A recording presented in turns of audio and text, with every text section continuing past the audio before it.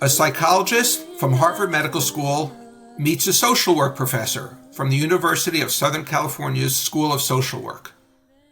A doctoral thesis on trauma and terror culminates in a children's book titled Becoming a Superhero. A trip to Israel together changes their professional and personal trajectories. Today, on the American Jewish Medical Association podcast, The Jewish Voice of Health, we talk trauma-informed care with our guests, Dr. Miri Bar-Halpern and Susie Hess. I am your host, Bob Belfer. Welcome, Miri and Susie, to the podcast. Thank you for having us. You're very welcome. So both of you, I'm sure in the business world, have heard of the brief elevator pitch. You're on an elevator with a colleague and you want to get a job, so you have to pitch what you're doing. So let's get to know a little bit about each of you as the podcast elevator is in motion. Miri, why don't you start? Sure. It's an interesting question, Bob, because if you would ask me before October 7th, I would have a completely different answer. So I will go with everything that after my life has changed. So I am a mother. I'm an immigrant. I moved from Israel 16 years ago to the US for my doctorate in psychology and dedicated my life to understand trauma, to treat trauma victims. And I'm also working with prevention of trauma through an organization called Parents for Peace. And really was not aware at all of anti-Semitism. So fast forward, right now, one of the biggest things I'm doing is finding anti-Semitism and the way anti-Semitism and trauma go together. We'll talk more about Boston and Harvard as we progress. Susie, the elevator pitch, who is Susie Hess? Like Miri, before October 7th was a whole different Susie Hess. And after October 7th, really starting on October 8th, my focus began on supporting students and faculty who were experiencing anti-Semitism at USC. I'm also the co-founder of Trauma Informed LA, which again, before October 7th and then starting October 8th, Trauma Informed LA is always focused on fostering resilient communities, but those communities did not include Jews. And not because we were excluding, I'm a Jew, but I never thought about it. I never thought about it until October 8th. Now, since I met Miri in Israel in March of 2023, we have a podcast that has been focusing on dismantling the polarization of anti-Semitism on college campuses. So that's my elevator spiel. Susie, go ahead. Why don't you plug the podcast? Give us the name of the podcast. So the podcast is called Our Stories Matter, Season 5, We Will Dance Again. And the cool thing is that when Miri and I were first met in Israel in March, we thought we're going to do the podcast. We never met, but we're like, let's do a podcast when we're in Israel. And then she and I both became, we've experienced firsthand and secondhand trauma being in Israel. So we thought there's no way we can do a podcast. I went mute. So we decided to collect names of people that we met, Christians, Arabs, and Jews in Israel. So we've been interviewing them as well as other people back in the States that we've been meeting as well. Great. And Susie and Miri, I've listened to multiple episodes, and again, it is a must listen to. Some very interesting people, like you said, from all different walks of life, both Jews and non-Jews. All right, so we have experts, bi-coastal experts, and you have boots on the ground. Miri at Harvard on the East Coast, Susan at USC on the West Coast. Miri, let's start with you. Harvard, the target of congressional probes. Alumni revolting over the administration's equivocal response to the attack and the subsequent anti-Israel activism on its campus. Harvard's former president, Claudine Gay, was forced out last January after testifying before Congress that calling for the genocide of Jews may violate the university's rules against bullying and harassment depending on the context. What a phrase. And many of us look forward to Harvard alum Shabbos Kestenbaum's upcoming lawsuit against the university for condoning anti-Semitism. Miri, what's it like in Boston? What's it like at Harvard? Oh, man. I chose to live in Massachusetts and Boston because of the academia. And boy, was I wrong. So let me start by saying I'm currently not on the campus. I'm supervising people. I affiliate with McLean and with Brigham, so I'm not there, but I'm treating the students and the faculty from there. And it's been hard. There is a lot of gaslighting.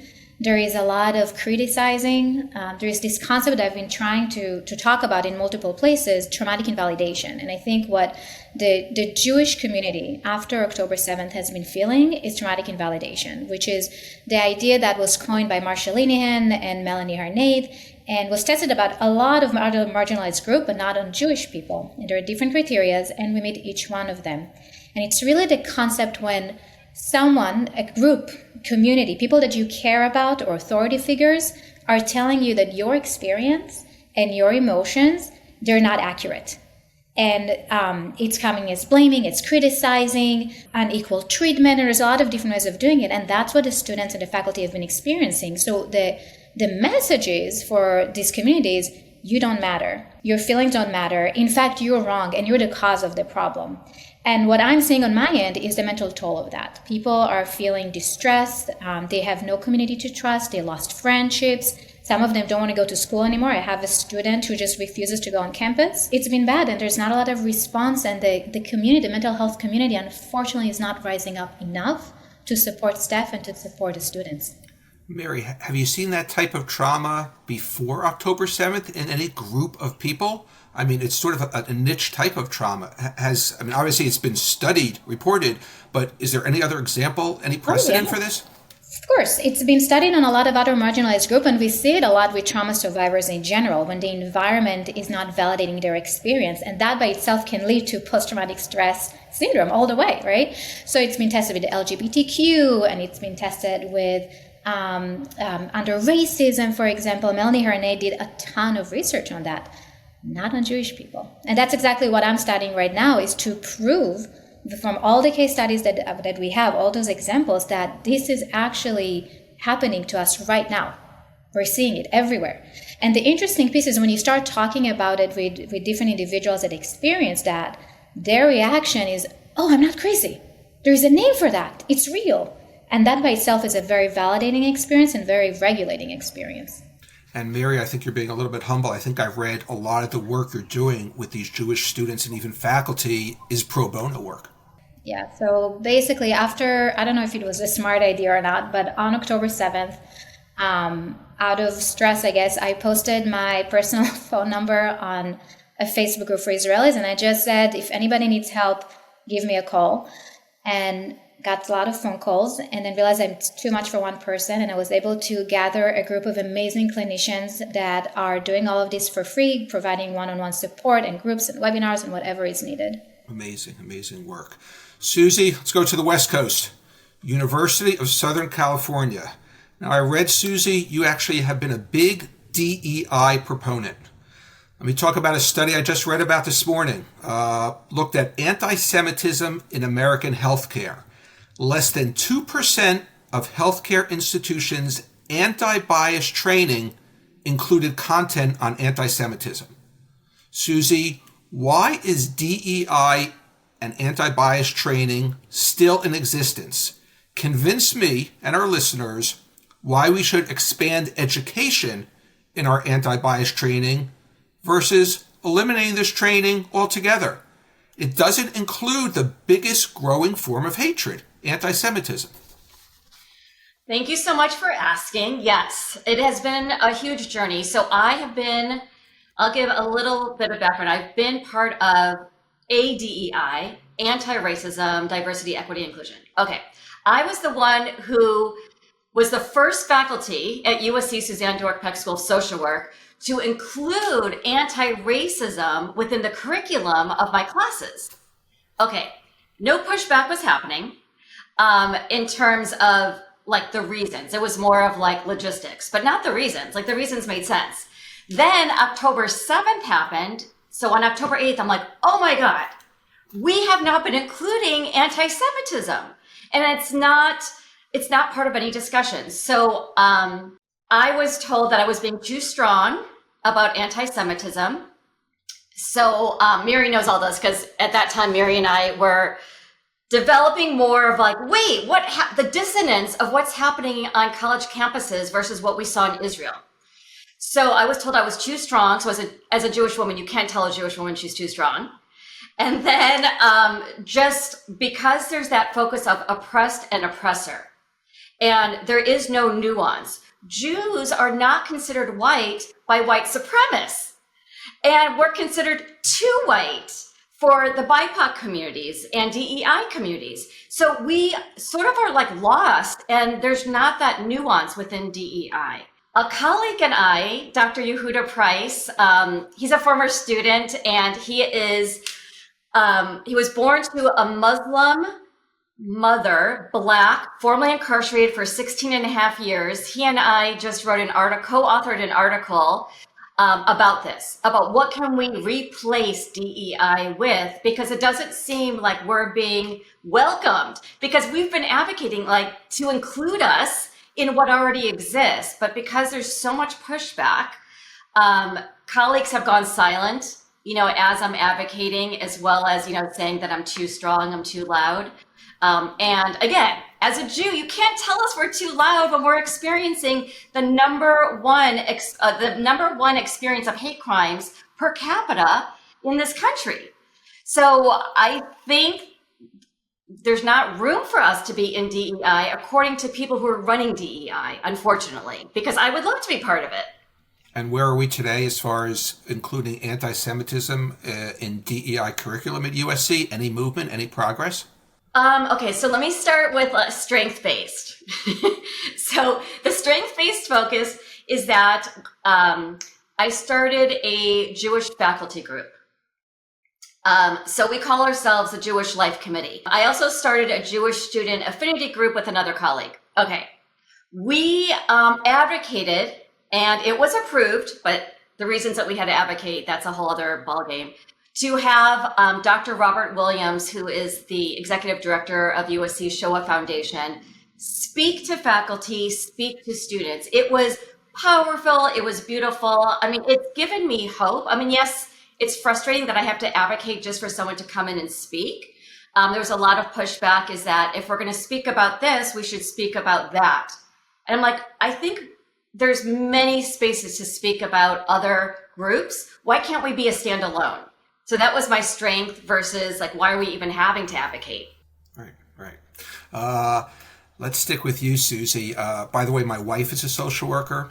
I believe the field of social work, and I'm sure you do, is filled with practitioners with empathy, compassion, advocates whose goals are to create social change for marginalized groups, minority populations, except for Jews. Why the blind spot?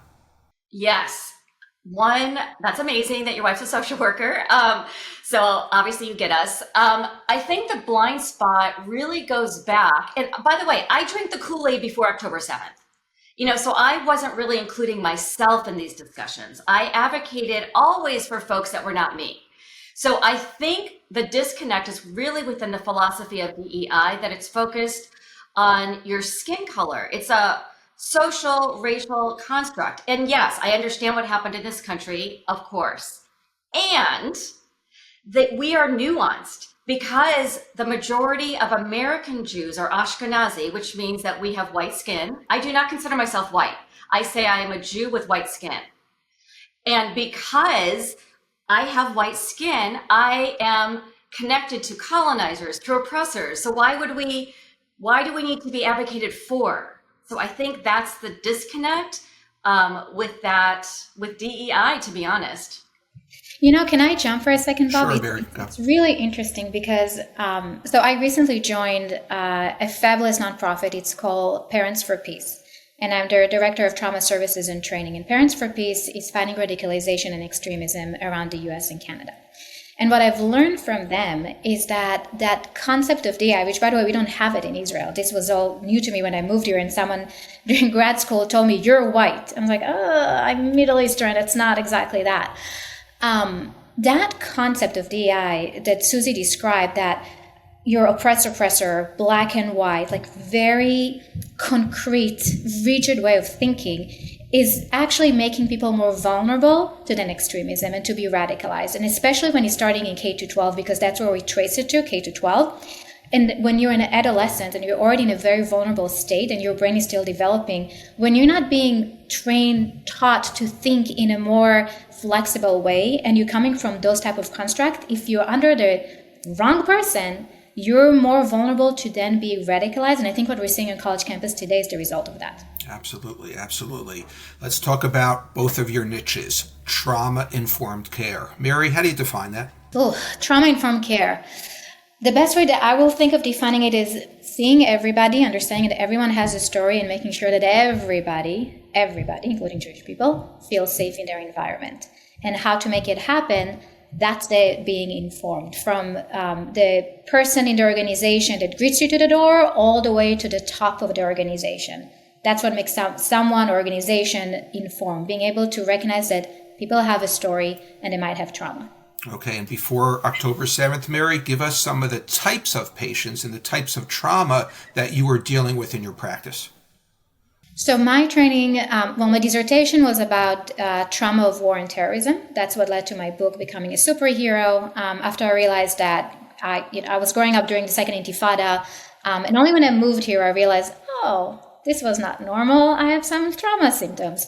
And I realized that my story was very unique compared to my colleagues. So I dedicated my career to understand different types of trauma, anywhere from sexual abuse, emotional abuse, neglect. And I work primarily with children and adolescents. And then because they're part of a system, started to do more family therapy and parent coaching as part of it. My specialty is self-harm and suicidality in general. The easy stuff. In teenagers, specific teenagers? Wow. Okay. Susie, trauma-informed care, what type of trauma, again, before October 7th, what kind of patients, clients did you deal with? So before October 7th, I still do it. Now it becomes both and. So before October 7th, I'm a co-advisor to students who were formerly incarcerated at USC, and they call themselves the Unchained Scholars, and they have actually been incredibly supportive and incredible allies. I was not formerly incarcerated, but I saw a gap at USC where students who were formerly incarcerated were not receiving the support or resources that they needed. Okay. Then October 8th, then I was like, oh my gosh, there's Jewish students who are feeling scared and isolated, and they need support. So that's when a colleague and we both started a Jewish student affinity group so that we could support Jewish students. And, trauma-informed care is really thinking about not what is wrong with you, but understanding what happened to you. And so that question has been very different from October 6th to October 8th for me in terms of who is experiencing trauma and what that looks like and the nuance of it. Let's travel halfway around the globe. Let me ask both of you a rhetorical question. How do you deal with the trauma of the deadliest day Jews have experienced since the Holocaust? We're talking about October 7th, 2023. Over 1,200 Israelis were killed, some 250 taken captive in Hamas's attack on Israel. The massive attack by terrorists immediately was followed by additional traumas, displacement of tens of thousands of Israelis from their homes in the conflict zones, the subsequent war, which has left hundreds more soldiers dead, thousands wounded, emotional scarring on a national level. These experiences are beyond anything we have ever seen. Some children were taken hostage, witnessed their parents' murder or kidnapping. And Miri, these events often happened in places that their parents said were the safest in the world. Parents could not save their children, or they had to choose. We have new forms of trauma that we don't understand. So, Miri, again, I'm going to turn that rhetorical question into a real-life question. How do our Israeli colleagues deal with this type of trauma? Easy question, right, Miri? I feel like I need to take a breath before answering your question, just from the going back to October 7th. And We need to understand that the trauma is still happening, right? It is continuous traumatic response because there's still war, as you mentioned, and people are still displaced. And there's no protocol, right? So since the 7th, I've been in touch with my colleagues in Israel and trying to provide support and training to the hospitals there. And in our podcast, actually, we interview a few of our colleagues from Israel, Dr. Nesrin Lubat from Geha Mental Hospital, and then from Schneider Hospital, we also interviewed that they accepted as some of the children hostages. And they were talking about how there's no protocol. As we go, we create a protocol. And I think, by the way, that's the resilience of Israelis that we adapt. And there is something about we have to survive, and we have to figure out a way to do it that is the most efficient way, not just to survive. You know, there's a difference between resiliency. I bounce back, right? Most of us can bounce back, but how do I grow from it and how do I give it meaning as well? And I think a lot of our colleagues in Israel are trying to do exactly that, is to give meaning to the events and not just survive the events. How to do it? You know, Israel is one of the leading places in trauma treatment. There are a lot of evidence-based intervention. The problem right now is that there's not enough people to do it. Right? We don't have enough mental health professionals. There's not enough funds from the government. There are a lot of colleagues here that want to volunteer, but we can't because of licensure issues. So actually, when we went to Israel with a delegation, one of the things that came out of it is how can the academia here and people from here maybe help the academia over there and relieve them from maybe teaching a class or supervising so they can attend to mental health and help people over there. I know there are a lot of initiatives to try to bring more evidence-based therapy to Israel in a way that is fast, easy delivered, and in a way that we can get out of the brick and mortar as much as possible. But unfortunately, there's no straight answer to that because we're still trying to figure it out. Sure. Susie, in the social work literature, again, Miri said there's no manual, there's no protocol, any precedent that you could look back on, maybe just the Holocaust. But again, most of those people hid the trauma. They didn't speak openly about it. They suffered from PTSD, which I guess it wasn't even described back then, for decades. What is the social work aspect of the trauma that we've seen and continue to see, as Miri said, post-October 7th? Yeah, I mean, I think really focusing on the mind-body connection. So on the podcast, we interviewed Dr. Ilana Kartin from Healing Space, and their whole focus, it's incredible what they've been doing, is that on October 8th, they started. And the whole focus was on the mind-body connection.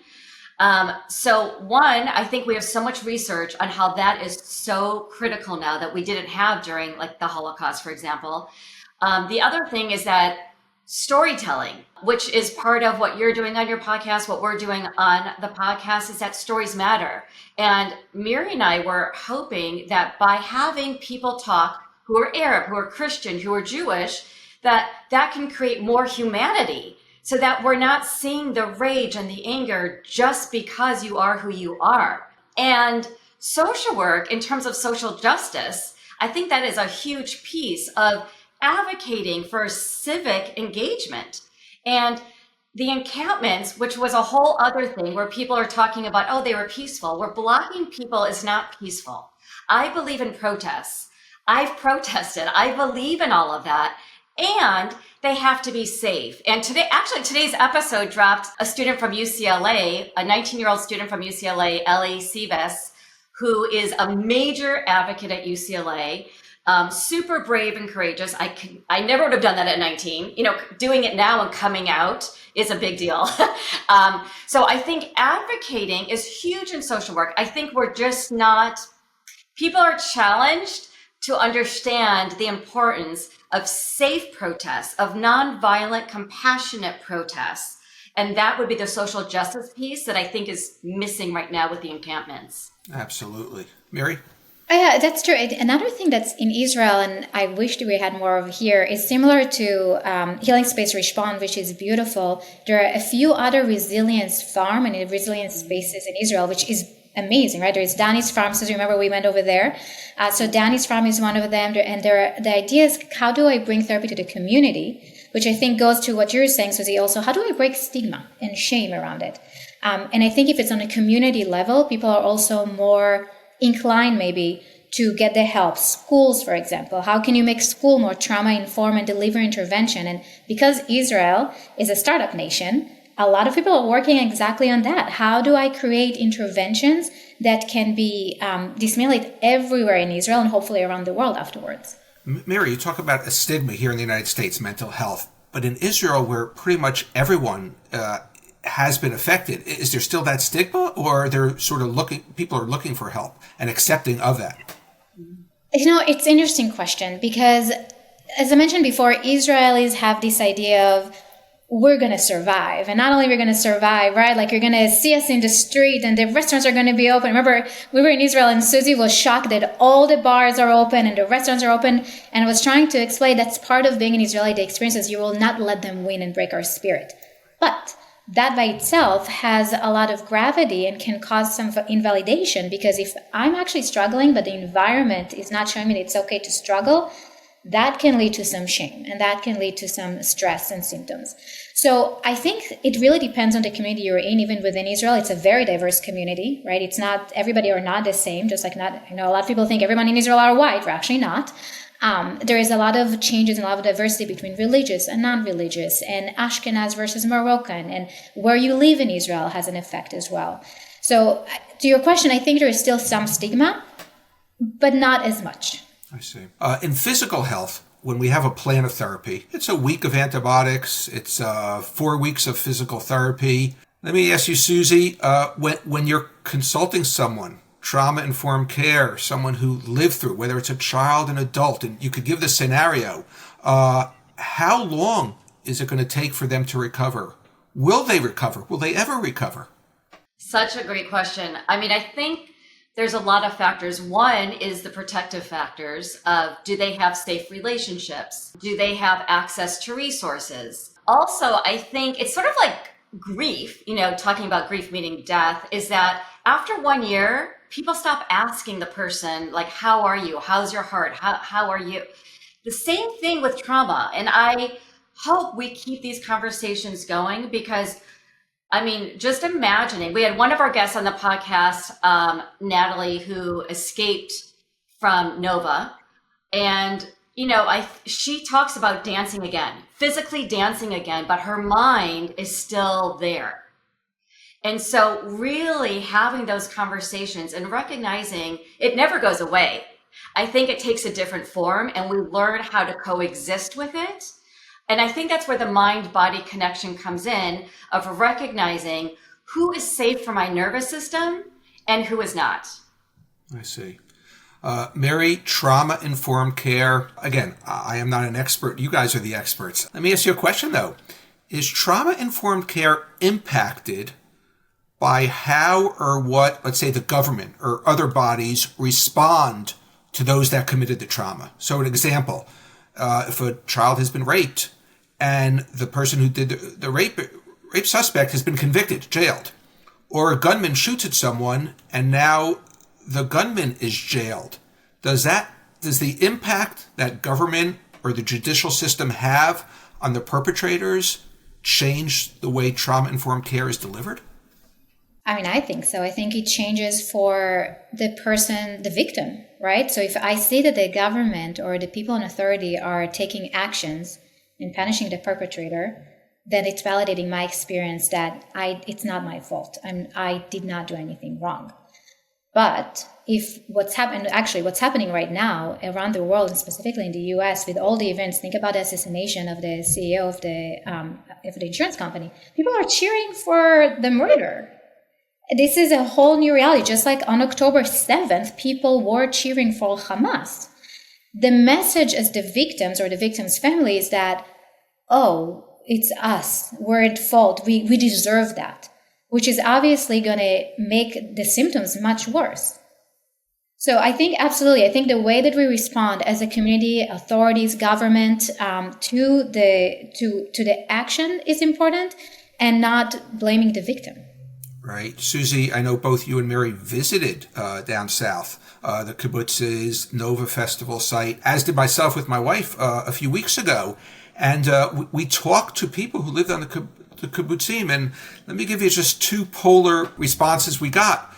One side was very upset with the Israeli Defense Force, they wanted Gaza to be razed, just eliminated. Another person said, we've been at peace with these people.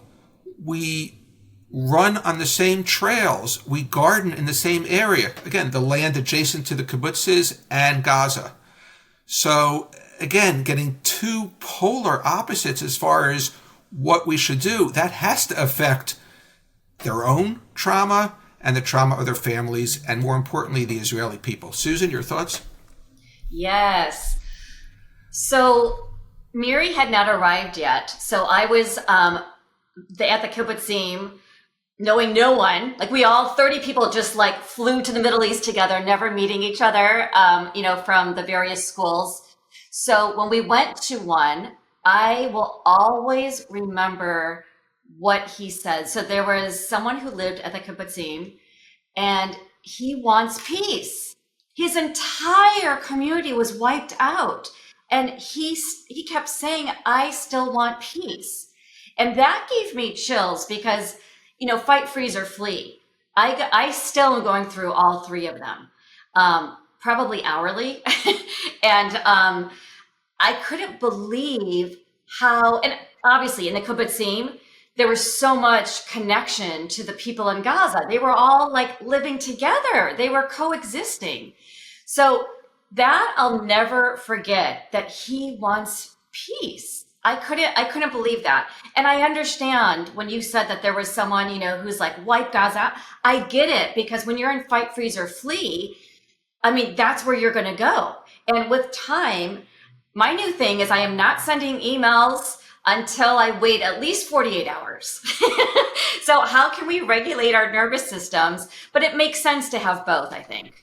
Right. Miri, I'm sure you visited the sites too. How important is it for therapists, professionals, to visit the scenes of the terror, the kibbutzes, the Nova site, in their practice, to be advocates? How important is it to sort of, I mentioned before, boots on the ground, to be and look at the sites in southern Israel? It depends if you're an Israeli or not. As an Israeli, you live the trauma. You don't have to physically be there to feel it and to understand it. You can literally place yourself in their shoes. I remember that even though I'm like thousands of miles away, for the first few weeks after the 7th, every time I put my kids to bed and did my, good night and they're sleeping, I saw them covered with blood. I wasn't even there. It's indirect exposure. I think what happened on October 7th and the fact that it was, Hamas had those videos everywhere. You couldn't avoid seeing that we're all traumatized. Different for someone who hasn't been in Israel and is not Israeli. I think that there is something to say about understanding how deep this experience is, not just from the direct exposure of the trauma. This triggered every single thing we learned and taught, and our intergenerational trauma. I'm a third-generation Holocaust survivor. Those are things that I heard about from my grandparents, right? So I think there's something about bringing communities to really understand it, or actually show people, because people don't believe the horrors. Because nobody can imagine something so horrific. To the point that we need to show people the movie that was created with Hamas videos, by the way, just so they can believe us and validate our experience. So for those people who don't really understand how deeply this trauma is and the ripple effect it has on all Israelis, on all Jewish communities around the world, they should absolutely go to Israel and see it for themselves. Mm-hmm. Yeah, again, I saw all the videos. When we were in Israel, we walked through Kibbutz Be'eri, saw the burnt out buildings, one after another, with pictures of those who either died in the house or were taken hostage. Susie, what are your thoughts about being on site there, how that helps you professionally, and do you advocate your colleagues here in the States, hey, let things quiet down a little bit more in Israel and get over there. You need to see it firsthand. Yes, absolutely. I encourage everyone to go visit.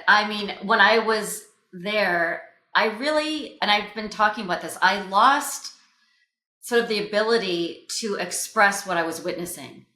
And so it makes sense also when the hostages are coming out and it's hard to even put words to what you're experiencing. I strongly encourage people to go visit and to see. And for me, another colleague who is an incredible ally, he had said to me, I think your strength and your advocacy of like, quote unquote, coming out now is because of all the people you met when you were in Israel. So when people try to shut me down, I think about the kibbutzim. I think about Nova. I think about the grandparents, the parents, the children who've lost siblings or who are being held captive. I think of them, and then I keep speaking. So I think it's given me a lot of strength to keep going, and I hope my colleagues will visit. Great. I want to close by listening actually to your season 5, episode 1, We Will Dance Again podcast. A theme went running through that podcast. And that theme can be described in 3 words. Susie, hope versus fear.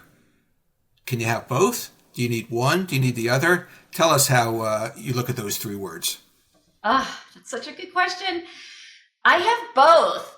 And Miri and I go like hour by hour, where I'm fighting, I'm advocating, I'm in it. The podcast is so fulfilling. It gives me so much hope. And then there's a lot, then I go into fear and despair when I get, hate messages, when I have colleagues who are questioning the podcast or questioning that I'm even experiencing anti-Semitism. So I go through despair, and then I meet someone else like you, Bob, and I'm like, okay, now there's hope. Like after this podcast, I'll have hope again. So it's sort of hour by hour. All right. Well, Susie, the feeling's mutual. Miri, hope versus fear. Take us home.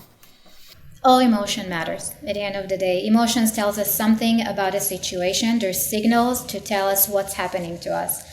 You need to have both. I think for me, the fear is often moving me to protect, not to avoid actually. I tried my best to recognize, okay, I'm feeling fear right now. Who is my community? Who are the people I can trust? And what can I do? I'm an action person. I need to do. And seeing people gathering and helping, that also gives me the hope. So I'm a big believer that all emotions are important, and we're not doing as much as human beings to listen to our emotions, and we should absolutely listen. But I would say that this is not for everybody. When I give talks about anti-Semitism to teenagers, for example, I always tell them, check with yourself. Where are you in your awareness? Where are you with your emotions? If you don't feel safe because of fear, fear tells us something. And if it's actually not safe, find the safety. Safety is first. Excellent, excellent. Well, on behalf of the American Jewish Medical Association podcast, I want to thank both you, Susie and Miri, for your expertise, and probably more importantly, for transitioning your career after October 7th to do something that matters personally with your professional expertise. So thank you both. Thank you. Thank you.